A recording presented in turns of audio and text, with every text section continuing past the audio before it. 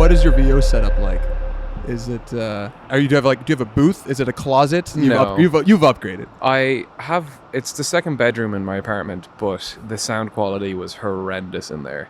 So I put up like sound absorbing things in all the corners, but I just have a huge rail behind me with a sound blanket on it.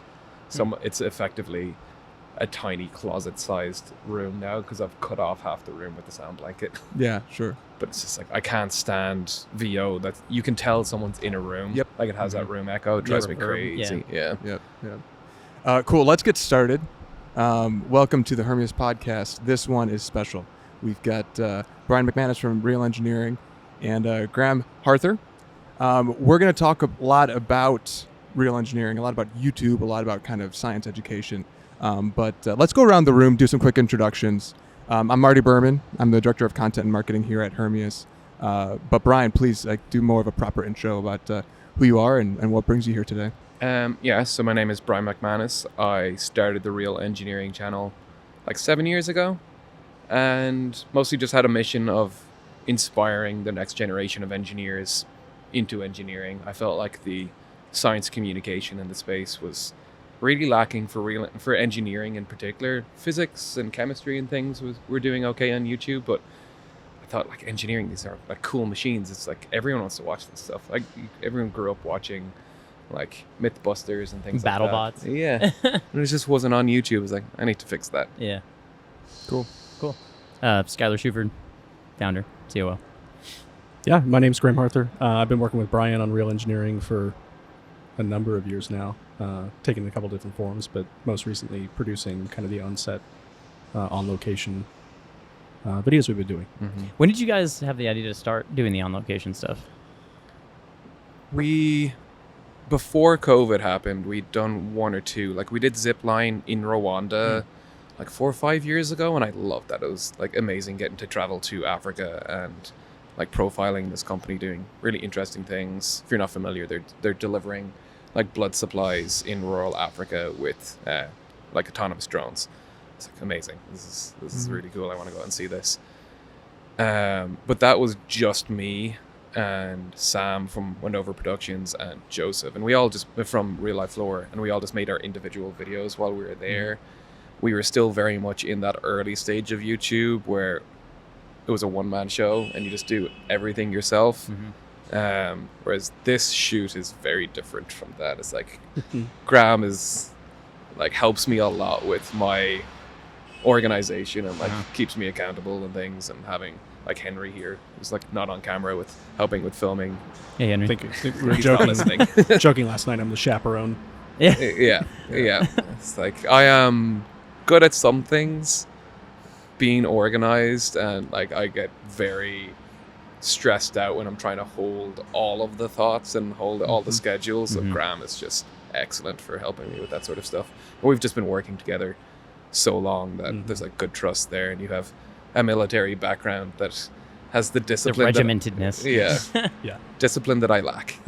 We talked about this briefly when we were shooting the other day. How did you kind of trimmed it down? I felt like you were saying that at first you had a crew that was too big, and now you found that kind of for these on-site shoots you like to keep it small and nimble. Yeah, I mean, like that was intentional. The first shoot, we literally said I would rather overspend and have too much and figure out what we don't need than go on the first shoot and wish we had more. Because that, like, we have one shot at stuff like this, and that was with Spin Launch, and we had 2 camera operators, Graham there on sound, Gina was there for like doing what your role now. You kind of double as like a producer and like sound now. And I would love to be able to afford 2 camera operators now. Like it's nice to be able to switch between, but it was just like literally doubling cost. It just we can. Is mostly that on the editing side where the costs are, both. Or even just the hourly of having someone. Both. It's like the travel of paying like an extra camera operator. Like we rented equipment for that shoot too, we went overboard on the equipment on that one. That was ridiculous. I don't know what we were thinking. Like we just bring our own stuff now. Yeah. Well, it came out really well. Like I thought that was a really cool deep dive into a company. Yeah, I was happy with it, but it wasn't sustainable with the cost. That video ended up doing very well, but sometimes we can't rely on every video getting like 4 or 5 million views and like paying for itself. One thing that's so special about what you do on the channel is you kind of always cut back to kind of like home base, which is where you can really dive into a lot of the engineering talk. What percentage of it are you trying to hit? Is it like 50% classic real engineering, 50% in like on location, or does it change depending on how the shoot goes? Do you think, or do you even think about it that way, or you're just trying to tell the best story? No, I definitely think our brand is, and like I'm making videos for myself at the end of the day. I want that in-depth nerdy stuff because there's plenty of other people on YouTube who are making, I don't want to make it negative, but like it just feels like kind of pop science. Like here's a cool company doing something cool, but they don't really dig into the engineering and science behind it, or even like come at it with a somewhat skeptical eye, right? Yeah, and like I try to be as, if I just totally didn't believe in a company, I just wouldn't make a video about them. Fair enough. So like I like us, come in with a couple of years ago. I wouldn't say I didn't believe in you, but it's like it just like it was around the time like Boom was kind of, I was skeptical about Boom, and then like they were losing all their, I was like, I'm not sure a hypersonic company is the right call here. But then as things have like chugged along and you start building engines, it's like, okay, no, they're not joking. Like they're actually doing this. Yeah, we were pitching Peter Thiel at one point, and he said, Boom is having a tough time right now, and it's and they're supersonic. This just sounds harder, and I'm like, oh man. Cool. Can you take us way back? The very first real engineering video. What was it? What were you thinking? And like, was it you couldn't have possibly thought this could be a career when you were first starting off. Like, oh man, set the scene. I quit my job to make it a career at 0 subscribers, so I was like, I need to make this That's work. Commitment. Wow. You're like, this is gonna work. Wow. It was a stupid thing to do, but in my viewpoint, I was working in a job I really hated, and like I think a lot of engineers can relate to getting pigeonholed into a job where your creativity is just you're not getting to do anything cool. Like that was what I was really impressed here. Like everyone's getting like hands-on with different parts of the process. The engineers get to see the manufacturing, and they've kind of got a bird's eye view of the whole. Whereas it's like in some car companies, you can get like just like focus in on designing like a single part, and you don't really know how it fits into the whole of the machine, and that's not particularly fun. And I was working in an oil and gas company that I was building like support structures for like cables and stuff. You don't have any up here. It was just boring. I hated it. And my boss was not a particularly nice person. I was like, look, worst case scenario, I go back to a job I hate. I'm going to take a 6-month bet on myself, try to build something that I'm like proud of and enjoy doing. And it was less about money, more about freedom. Like if I make enough money to get by, great. But I mostly just like want to have freedom to like learn what I want to learn and make what I want to make. What was the state of YouTube monetization at that time? Pretty good. It was 7 years ago. Oh, okay. yeah. I didn't understand it fully at that point, but like I knew you could make money off it because I'd made a Conor McGregor montage video. And that was like how I made my first like $100 on YouTube. It was like before he got into the UFC, and I was like, oh damn, this guy's talented. And I was into just making like gaming montage videos and gaming videos back then. Oh, okay. And I've unlisted all of those videos. I don't want them seeing the light of day. It's depressing. See if we can find them. No, they're gone. They're fully gone. I can't find them. Killed the SEO. I forgot my password. I forgot my password to the thing, so they're just gone. But yeah, and then he got into the UFC and he blew up, and that made me like $100. I was like, this is possible. YouTube money. That's great. That's cool. Yeah. And then talk about the ramp of growth. Like, was there a moment when you realized, oh, it's happening? Or really, at what point were your parents not disappointed in you anymore? Still coming. No, I think my dad has finally come around to realizing that, like, as soon as I started employing people and things, he was like, oh, this isn't, like, he's not joking around. It's like, this is an actual business. Especially employing people in Ireland. And when I did a TV show in Ireland, which is odd because I lost money making that show, but like the TV show was like legitimate to him. Oh yeah, right, sure. Yeah, it's like, oh okay, I can see that. Yeah. I mean, the first video kind of went viral, but I didn't make any money, didn't really make any subscribers because it was my first video. Didn't really have monetization yet. And like because you don't have a back catalog, subscribers come from like when they watch a video and then they see another video, they usually want to see one or two to see like the pattern. So your first video going viral isn't that useful, but it was a good like proof of concept that I was onto a market that people wanted. Like, yeah, it's signaling to you to keep going, I guess. In the very least. Yeah, and then like kind of dipped down for a while, but it was still doing pretty good. Got some hate on Reddit. Yeah, well, that's success. Yeah, that's what you want. And then about 6 months in, I'd like replaced my income from my previous job, which was like unexpected. Hank Green gave me like an education grant for YouTube, and started getting my first couple of sponsorships. And like within a year, I was like, earning like double, triple what I was earning in like the job I was in before. It was pretty wild. I wasn't earning. Yeah, I wasn't earning that much. I was in Malaysia. I was earning like a Malaysian, high Malaysian salary, but like pretty standard graduate wage back in Ireland. Quick detour. Do you read your comments? Yes, for better or worse. Okay. That was strong sense of self. If I'm trying to do it less. The comments are getting increasingly more annoying. The more the wider reach the channel has, and I just find they're getting more negative these days in general. In the first hour or two I upload the video, that's when I'm like, okay, people who actually are interested in the channel are watching, and they're generally more thoughtful.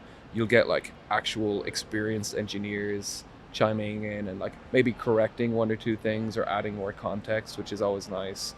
But then like within 3 days, it's just people just being negative for the sake of being negative. And I just like, this isn't good for my mental health. I'm just going to check out at this point. Yeah. At what point of the trajectory did you join the team?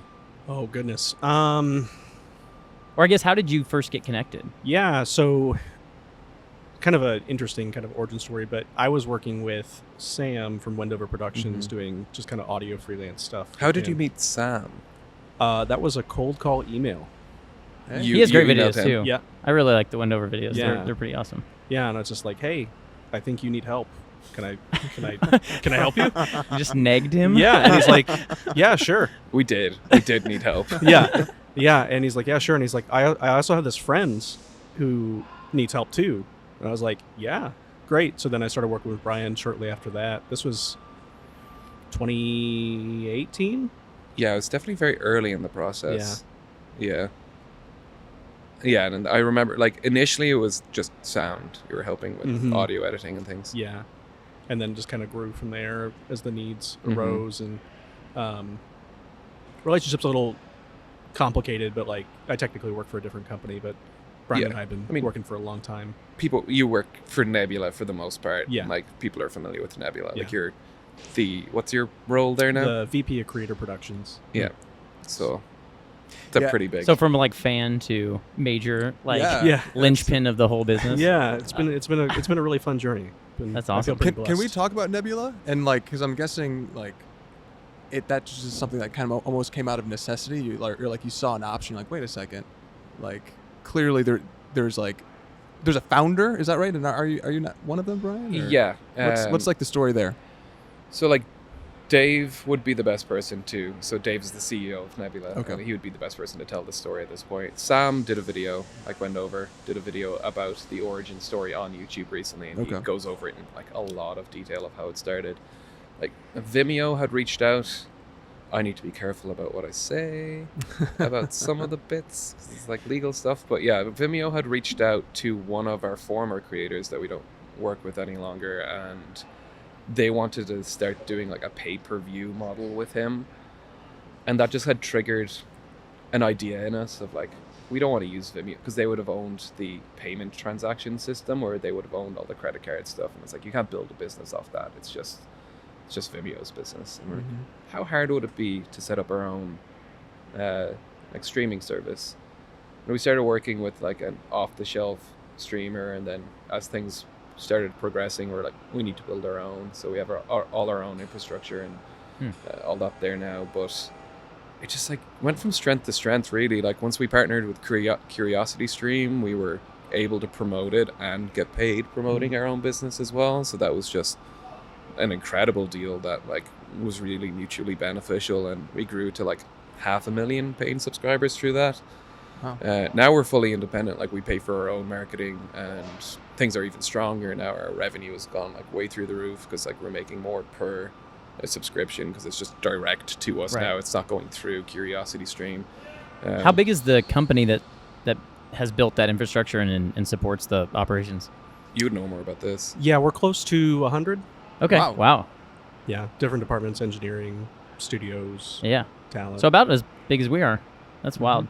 And then, so when did the real kind of like growth in that happen? Was that just kind of like linear growth where, you know, you had a couple of people and then kind of incrementally did it? Or was there like a big step change when you took over the infrastructure yourselves? Or like, how did the kind of growth I path think it look? was just pretty linear, just Yeah. organic growth. Wow. Yeah. I mean, like, it's all through, like, marketing on YouTube.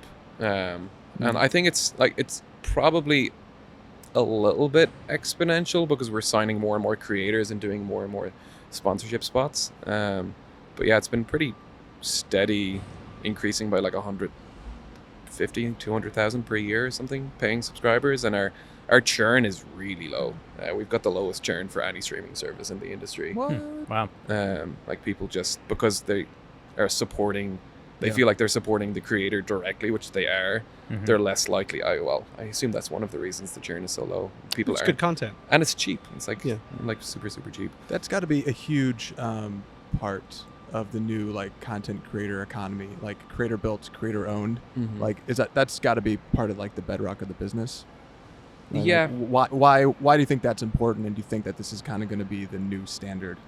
Why would a creator promote a business that they don't own? It just doesn't make sense. And that is the way the industry is going. Is like creators are becoming like business leaders instead of, because we get paid good money to promote someone else's business, but like, Right. why not get paid even better promoting your own? Like, Especially as the infrastructure gets democratized and it's low cost of entry, yeah. which wasn't the case a decade or two ago. Mm-hmm. And I think the big thing there is as well is like most creators aren't building these businesses alone. Like they need a co-founder, and there's more and more people from like even like being taken seriously by Hermeus for us to come in and profile your company. We probably couldn't have done that 5 years ago.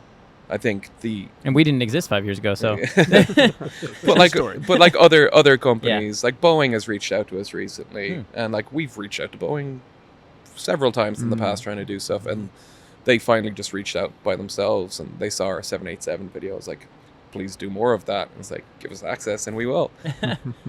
So I think the industry is just starting to realize that traditional media, whatever that means, is, I think, still great, but I feel like YouTube is just becoming traditional media. Like the teams like that we're building is no different from like what you would have worked with. Like you used to work with Discovery, right? Right. So it's just, is that mostly driven by a desire for a broad audience to where you kind of have to dilute the message because you want the breadth?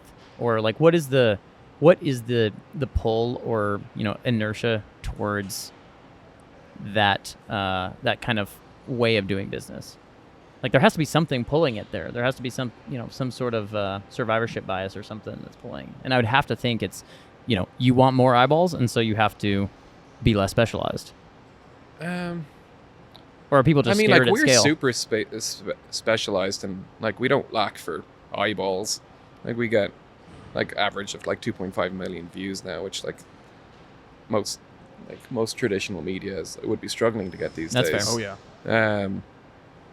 I think it's like connection to the audience. Yep. Like I have, well, like I never really try to think of it as like a large audience. I'm just like, what do I want to watch? I just think of myself as like my audience avatar of like, if I don't want to watch it, we're not making it. It's Right. like, And it turns out there's 2.5 million of you out in the world. yeah. It's like, hopefully there's more. Hopefully there's more. Yeah, I think like there's plenty of like curious young minds out there that were being underserved by but TV couldn't find YouTube is incredible at finding the audience. Like people complain about the algorithm all the time, but the algorithm is a finely tuned machine that just finds the audience for your videos. Like are you interested in this? And they have all the data to figure out, like, oh, you like engineering, you like kind of in-depth explainers, like, let's present this to them, and maybe they don't click on it, and then they learn more about you. But like, yeah, no, it's definitely, like, TV couldn't do that because they just had a channel. We put it on for an hour and hopefully people watch it. Right. But yeah, the distribution channels, they're kind of fractal almost on an algorithm, but like with a, it's very much like there is a series of, 100 channels or however many there, I guess, 1,000 if you have Dish or something, but it's a finite thing where as people click on things, it just becomes fully almost infinite. The content itself is just so much better, like in my opinion, versus just a traditional television, if you will. I mean, every episode, I'm sure, is a different length, right? Like, you have no time constraint. You can go as in-depth as you want. There's less gatekeepers on what you can and can't say. And I think all of that leads to just, like, authenticity, which people are craving. I do think we've lost a little bit of the magic of the 90s, early 2000s of Discovery Channel. And that's part of, like, what I'm enjoying about doing this series. Of, like, I feel like I'm trying to recapture what I enjoyed about that. And like, I met Adam Savage like 2 weeks ago and I nearly cried. As like, oh my god, like this guy's my your knees hero. Get all weak. It's like, oh. Yeah, it's like literally I've always said there's like two people in this world that I would get nervous like meeting, like David Attenborough and Adam Savage, just because they were like my role models growing up. And like, I would hate to see if like BBC stopped making like Planet Earth stuff, but I can see that coming into Real Science, like our second, I don't like saying second channel, like our sister channel, and we are using BBC footage that we can license from Getty, but I would love if we could go out and film ourselves. We're not at that level now. We're not like a government funded, like BBC gets money from the government, but I would be sad if that went away. Yeah. I also see something, and maybe this is kind of what you're getting at with Nebula, is there's so much value in curation, where it's like it takes so much time to find content that has some sort of depth to it. And so just even this, like, hey, this can be a hub where I don't have to do a bunch of work and just like find my own rabbit holes to go down. It's like you guys have kind of already curated the rabbit hole for me, and that is like huge just in terms of a time saver for me. Yeah, I'm using it more and more myself too. Like I nice. In the early days, I mostly watched on YouTube, and now like it's like, no, I should use my own platform here. I shouldn't have said that. It was just like the algorithm on YouTube worked really well, and like I'd watch the originals and stuff. I was like, that's great, but like it was just easier to open up my app. But yeah, we're at a stage now where I'm like, I know if I open up the homepage of Nebula, there's gonna be something cool there that I want to watch, and it's getting harder and harder on YouTube to find the stuff I actually want to watch. And I don't know why that is. I think the short stuff is probably diluting things down a little bit. How do you bring on new creators? What's the process like? What are you looking for? I'll defer to Brian on that one. Okay. That's more of. I feel like I'm answering too much. It's mostly just creators meeting creators. Wow, yeah, it's very like it's very much just the cool kids club, and like, all right, you're in. Well, or like not him. We did the fan recommendation thing, and it just got like flooded, and then people would get upset if their favorite creator wasn't getting in or something, and it's like it was never that deep. It was just like we only have so much infrastructure because it costs us money to onboard someone, and there's so many different factors on, and like a lot of it is just like I recommended Intexa like last week, and now he's, I don't know if he's, this won't come out for a while, but like he's coming onto Nebula, and like Chubby Emo joined recently as well, makes like medical videos. So and we are a community at the end of the day, like because we all hang out, we go to events together, so like it is nice to have a community where we all get along, and like there's no people in there that are making people uncomfortable and things, but there's so many different factors. All right, to go back to real engineering a bit, can you break down, if you've thought, I'm sure you have, how you think about science education? And like, I mean, it's a big subject, but like generally speaking. Yeah, what's the kind of like formula behind it? Yeah. Do you have kind of like a manifesto, or is it just kind of seem natural to you and you just kind of go by what your gut's telling you? I have some rules of thumb that I work with because we're training up a writer at the moment who's like great, but also making some of the like mistakes that I used to make when I first started out. Like, I mean, there's like a lot of simple things that drive me crazy about like academic communication, where they start using like abbreviations or like jargon. I mean, man, like this is like I get why you use this in the industry because it's shorthand.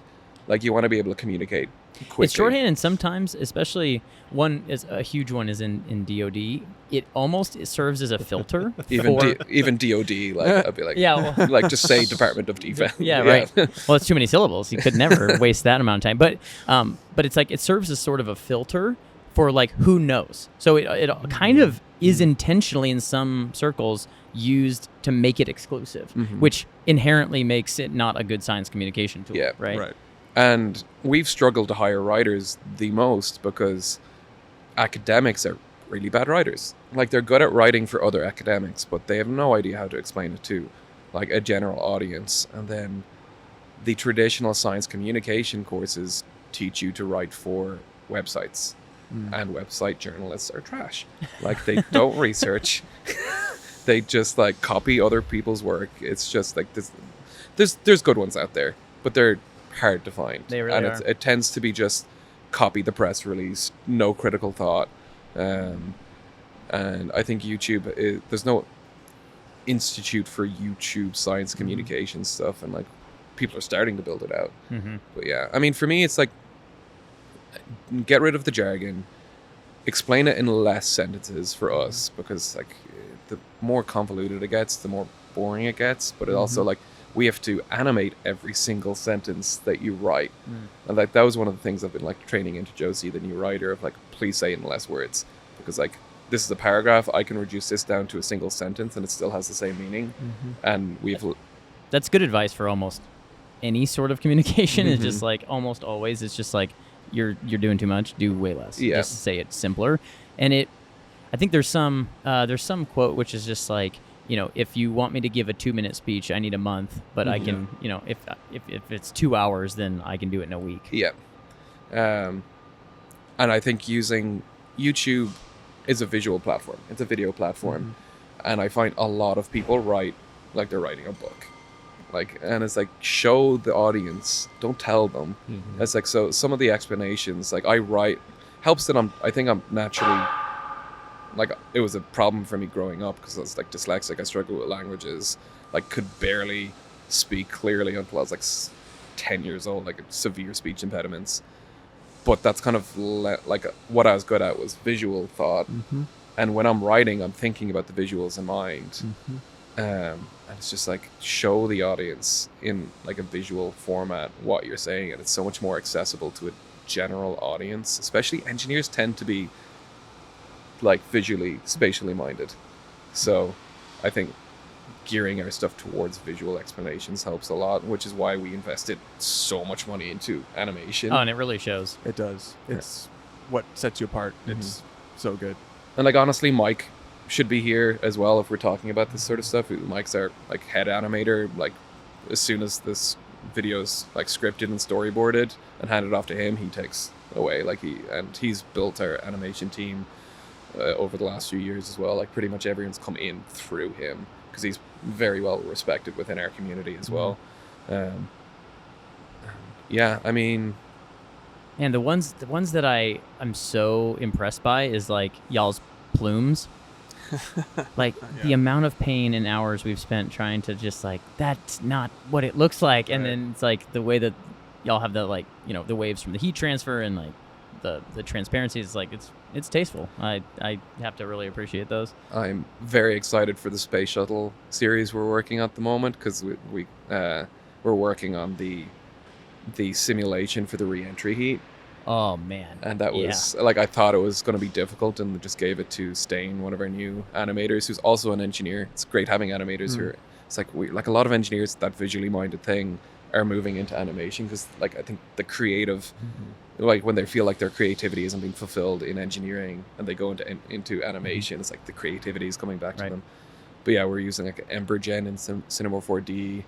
It's all jargon. But like, yeah, it's just lovely, nice like heat that's like off the surface of this shuttle. It looks great. I'm very excited. Oh man. You've created a brand, right? Like, how do you think about like the consistency you've created visually, right? Like, even just how text rolls on the screen is something you guys have probably put a ton of thought into. The room that everything takes place, and there's papers kind of scattered about. That's all digital. Yeah. Like, tell me more about kind of like this this environment you brought into for any given real engineering video. Again, I feel like Mike would be the best person to speak about this because he was the driving force behind a lot of the visual creativity. But I mean, the set that we did for that was largely a cost-saving measure, honestly, because we used to do custom illustrations, custom animations, and 2D actually ends up being much more expensive because of that, because you have to create all of the assets yourself. And I don't like having still images on the screen. I think that's kind of lazy and boring. So when we have like a scientific paper that we want to show, it's much easier to just throw it into the 3D space and pan around it and show it and do the highlights and Never stuff thought on of it. it like that. But it looks much better. It does. It looks Yeah, great. it does. I love it. And it's becoming like a big thing on YouTube. I think people are like Blender. It's become so accessible that, and it's just like an easy way to display information without spending a ton of money on illustrations and things. Does that room have a name, or have you ever thought about actually creating that? What do we call it? We just call it like the real engineering room. It's just the room. Yeah. The room. The Nice. room. And like, That's kind of like the factory or Yeah. some of our other the shop. yeah. My Simple. favorite thing about that room though is like the real science room is on the other side of it. It's like one set. So like, Oh, cause, that's like, funny. because we have like You just build it in the same environment and then Yeah. pop the camera over to the other side. yeah. We're working to expand it and have it as more like a hangar space. Oh, yeah. Like have it as like an engineering space, and we're kind of looking at doing some green screen stuff. Like I don't know if you've ever watched CoffeeZilla, but he does this really cool. Like he debunks crypto scams and things like that, but he does it in this kind of film noir, cyberpunk office of his own, and he treats himself as like this detective in this space, and he has like a robot sidekick, but it's just like a 3D set that he just green screens himself into, and it's fantastic. It's just such good storytelling. That's brilliant. Yeah. I like that. And then at some point you just need to make the real thing. So however it ends up in the animation, you just Yeah. you know, when you get when Nebula's a multi-billion-dollar business, then Yeah. you can I need this space. yeah. When you have the plane in the background, I'll just do in front of the plane. Yeah, that's right. We were talking a little bit, just like as we were chatting yesterday, about AI and how like part of your strategy here is actually inserting yourself into the videos more, because that's completely like no one can reproduce that. That's like how is this changed? Oh yeah, are you worried about that as well? Or? There was this whole thing with Mark Rober and Niall Red, where someone was deep faking their faces. Oh. And like it was funny at first, and then the guy started doing ad reads as Mark Rober while cursing, while promoting a company that was in direct competition with Mark Rober. Uh-oh. And at that point, it was like the This audience. isn't funny anymore. Yeah, no, I was like, no, this is like, and like Mark Rober was getting emails from like parents and being like, "Why are you cursing now?" I was like, "That's not me." Oh. And like, I think adults can tell it's like a deepfake joke, but yeah, that is. I think that's going to be fully. That was clearly illegal. Like you're impersonating someone at that point, especially doing ad reads at them. I was like, oh, that's too far. Like before, it was just a meme, whatever. People don't care. But yeah, AI stuff is flooding YouTube right now. Like it's so easy to just get ChatGPT to throw together a script that kind of sounds like it makes sense that most people can't tell is complete nonsense. I think we've seen a couple of those about Hermeus. Really? Oh, just complete lies. Yeah. Just like that the engine is powered by lasers and It's we got some solar powered lasers. It's like, how did they know? How did the AI know that we have these solar powered laser beams that shoot out of quarter horse? but it gets views. Yeah. It's insane. This Yeah. random channel, probably one person, right? Yeah. Just It's usually just like some guy in India that's trying to make some money, Yeah. and I'm like, I feel bad copyright striking them when they take our animations. It's like I can't really do anything until you take my work and use it as like B-roll, and they just don't understand. They always like try to like do it's fair use. It's like this is not how fair use works, buddy. You're not criticizing my work, you're just taking my work and using it as your own. But YouTube is trying to crack down on it. Like, I've had conversations with like the creator liaison of YouTube and like some of the high level execs in there, and they're like, how do we combat this? How do we set up policies to combat like misinformation as well as just low effort AI driven content? Because they don't want the YouTube just getting flooded, and like the algorithm can only do so much in sifting it out if people are actually watching it and not realizing what they're watching is just complete nonsense. I'm often like plagiarized nonsense. Yeah. It's like how it's like it's using like other people's work, but like messing it up so much that it no longer makes sense.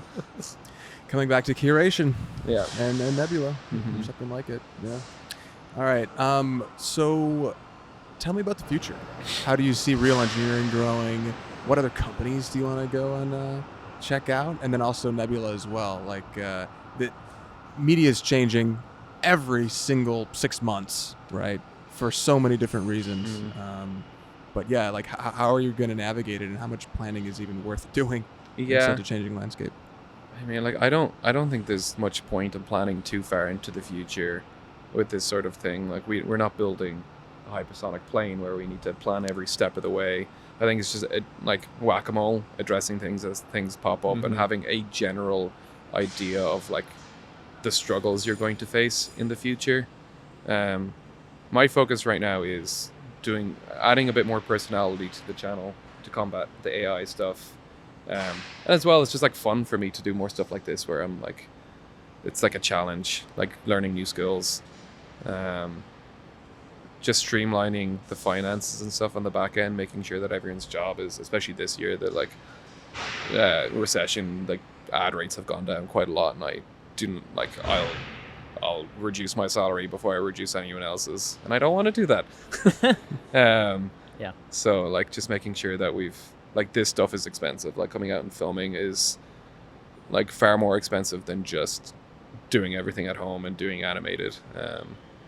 Because then we also have to do the animations on top of it. But I think this is a good direction for the channel that is increasing our legitimacy within the industry. And I think that's one of the big things that I've been frustrated in the past, that people don't take video essay content overly seriously. Like YouTube don't really talk to us a whole lot. But like someone like Mark Rober gets like loads of this stuff. So it's like, and a lot of that is just being on camera. But I love getting invited to stuff like that. Yeah. And it's fun to be able to, put a U-Haul in a hypersonic wind tunnel. Yeah. So. I've noticed over time as we've done these more and more that the companies we reach out to are more willing to at least talk to us. Yeah. Now that we have more stuff out. Yeah. The Helion video, I feel like was a big turning moment as well. Like Sam Altman tweeted out that video. Of course, he's an investor, and he's one of the major investors in One Helion. of our investors as well. Really? Yeah. That's cool. Yeah, he was out here a couple months ago. He's great. Yeah. He's investing in cool companies. Yeah. But like it felt more culturally significant. I think that would be like, if I was just to wind it down into like 2 words, it would just be like, we're trying to be more culturally significant than just like making cute little video essays that like people enjoy, but ultimately aren't shifting the needle other than inspiring people in engineering. Like that's important, but like I'd like to do more stuff like that where we're like working with companies that are changing the world and things. Cool. Do you have a favorite child? If you had one video that you're most proud of, Oh, do you have one that kind of stands out? Tough question, but kind of curious if like, oh, here's real engineering in a nutshell. Go watch this one. I mean, different genres ones. I love the X15 video. I think like the opening of that we nailed it for like the YouTube algorithm, kind of 30 seconds of like high-paced intro. Like we introduce it overtaking the SR-71, and the animations are like incredible looking. I love that. But then it's just like anytime we cover NASA stuff, it's all like all the information is available in the public. That's what I love about NASA. It's like you just go into their internal database and search the X-15, and you'll get like 200 like documents of detailing different parts of its engineering. So it's like full of really interesting engineering facts. Loads of cool footage available from NASA again, which is also public domain because it's government funded. I think that's a really well balanced video of like in depth but also like entertaining.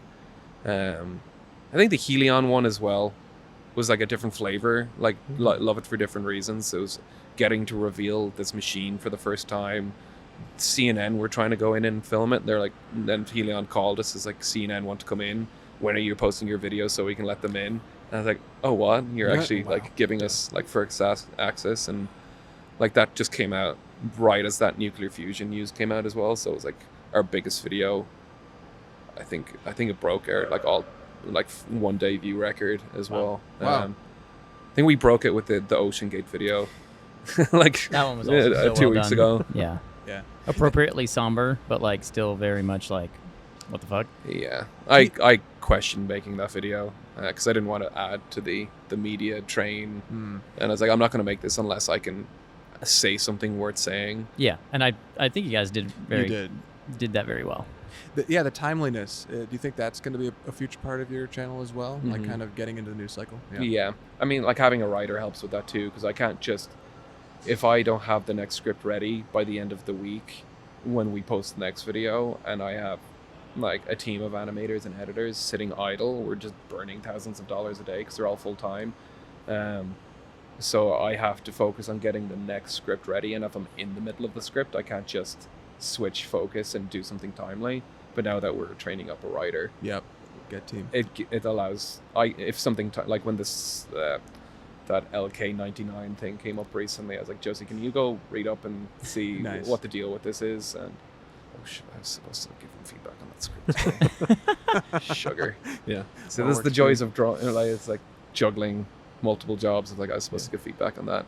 We've done a pretty good job in the past too of like trying to predict some events as well. Like, was it the Perseverance rover? Yeah, We nailed that one. That's it's literally like a scheduled. Oh, I event. know. Yeah. But a little bit of planning. Yeah, and we do look forward to any major like aerospace, space news. So Perseverance rover landing was like obviously this is going to be a big day, big news thing, and like our view when we uploaded it, it was like just before the NASA broadcast started, and then the NASA broadcast started, and it just like bombed. Like all the views went down. Everyone left. I was like, oh my god, we're idiots. Why did we do that? That was a bad idea. But then as soon as the broadcast ended and there was like millions of people watching it, the views went whoop. Because we were the #1 recommended video. Because you had already had the baseline set of views and like Nice. So we did the same thing for the Interesting. James Webb Telescope then when that launched, and same thing happened. Like dipped during the thing, and then we were the #1 recommended video next to it, and it just skyrocketed again. I've got a couple last things for you. This one's a selfish one because I need help with this. How do you juggle all of the social media networks? Obviously, YouTube is primary, and you're making this long format video content, but I'm guessing Instagram, Facebook. Have you seen my Twitter? Well, I do. You are a very different person in person. There's the Real Engineering channel, and then there's the Brian McManus on Twitter, and they're very polar opposite. You guys got to be on Instagram, right?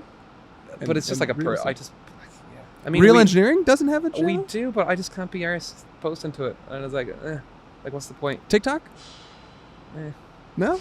No. Okay. I'm actually surprised. I assumed you actually had like kind of a, you cut down clips here and there, different, vertical video for this one. And We did it for a while, and I was just like, I can't be arsed with TikTok. There's no money on it. And like maybe we'd access a new audience, but like I'd have to hire someone to do that. And I was like, It's I'm an not bothered. investment. It's just like extra stress. Like we did experiment with it. I probably am missing a beat, not posting more to Real Engineering, but like maybe I should hire like a social media manager to post. But I just don't want it to become one of those engineering pages that just shares pictures and things that we don't own and things. We should make more effort there, but it's just like not what do we promote there. Like it's like how does this feed into our bottom line? And I've always just I work on what I want to work on. I was like, and I enjoy YouTube. I was like, I don't enjoy the rest of it. So like Twitter, I'm just being myself. I enjoy being a bit of a chaotic idiot, and I don't get to do that on YouTube very often. Like Chris Combs was a big inspiration for me of like kind of allowing me to like be a bit of a troll on. Give you permission. Yeah. By him also being a troll. I love Yeah. he does it great. It's like I think it's one of the best and one of my favorite accounts on Twitter. I did have also one more question to bring it back a little bit to Hermeus. Coming in from the outside, what would you say are kind of the biggest surprises now that you've kind of gotten in, seen how the sausage is made a little bit? I wouldn't say there's any surprises. Oh, okay. It was interesting hearing your roadmap for revenue and that you're thinking about other things there. I think like that's one of the big pitfalls of a lot of these companies of trying to get immediately to selling to like United. It's like that's just probably not going to happen anytime soon. And you get to have your big press release and hopefully get some investors through it, but like that's not. But you've clearly thought about the other avenues of revenue, of testing and everything else. It's like that was, I wouldn't say a surprise, which is interesting, and that's always the thing that I would be like if I was able to invest in companies like this. I'd be like, oh, okay, this makes sense. Yeah. I would say there wasn't many surprises for me, but I was very impressed with like not only the engineering you're trying to do, but like the culture around the work you're trying to do. It's very clear that you value every level of the organization in really important ways. And I was really impressed. Oh, thank you. Yeah, the whole team was really excited leading up to you guys coming out here. Everyone was excited to see you, and they all kind of rallied behind getting the factory nice and clean for you. You know, so it's been great. Yeah, it's just a real an opportunity to. It kind of sets a milestone of like, hey, we've done some amount of work. It like it sets a clear kind of like block of like, hey, we got to this, and we kind of were able to show it off, and it gives some like finality to some of these roadmaps that are never ending. Like we're always doing more, we're always pushing harder, and like when we make some progress, then it's always still just as hard, if not harder, because now we're trying to do more. So I think it's kind of moments like this where I think some of the engineers might be like, it's just for marketing or whatever, but it's like, but it actually really isn't. And I think a lot of people are pretty excited, even though they would never say it out loud, to be able to talk about this stuff. We run into some cynicism with this of like, oh, you're a shill, you're getting paid by these companies. It's like, you're not paying me. And I wouldn't take your money if you would, because like that would impact my journey. Like I just love being able to come out here and see, like the channel's called Real Engineering, but we've only started doing actually like showing what happens in the background. And I think that's something that we always struggle, is like showing the stories. Like we were always showing like the end product, but not getting to talk to the people who are actually doing it. And I think that's really important. And it's like, whenever we come to these places, engineers come up to us, it's like, oh, I love your channel, big fan. It's like, dude, like I'm just a journalist. I'm covering what you do. I'm the fan of your work. Like, it's cool to be able to come in here and like see what y'all are building. It's cool. I'm gonna get shit for saying y'all. What ye are doing. You've been in Texas too long. Y'all's, yeah, it's good. It's efficient. Yeah. Well, this is great. Thank you for coming out here. We're all looking forward to it. So, and safe travels back home. Thank you. Thanks for having us. Actually, yeah. Anything we don't have a huge audience, but anything you want to plug before that we haven't already talked about? Watch Bobby Fingers on YouTube. It's a great YouTube channel. It's completely unrelated. It's an up-and-coming YouTube channel.